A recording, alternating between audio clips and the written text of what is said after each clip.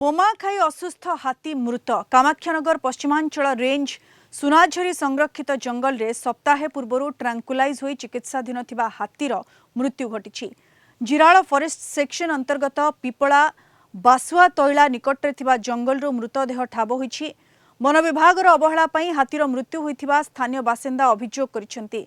10 दिन पूर्वे बारहा शिकार पई खंजा जायथिबा बोमा को खाई देथिला हाथी, फलरे ता मुहरे गभीर आघात लागिथिला। सप्ताहे पूर्वे हाथी को ट्रांकुलाइज करी चिकित्सा करिथिला वन विभाग। तेबे आज तार मृत्यु होइथिला। ता बयस 8 ରୁ 9 वर्ष हेबो। व्यवच्छेद परे हाथीर मृतदेह को पोती देछि वन विभाग। ताकू एक्चुअली ट्रिटमेंट अभाव होला। से बम खाइछि कोठू खाइला एपर्यंत कहीं जानी ना किंतु मुख्यतः ट्रिटमेंट अभाव हाथीटे मृत्युवरण करिछि।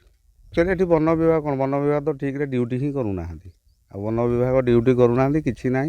हाथीटी जदि ट्रिटमेंट उपयुक्त ट्रिटमेंट पाई था हाथीटी निश्चय बंची था। वन विभाग गोटे हाथी की जंगल भितर पड़ी चिकित्सा करुले कि आज रात देखला से मरिकी पड़ी। तेणु कौन बम फम खाई बोली सन्देह हो।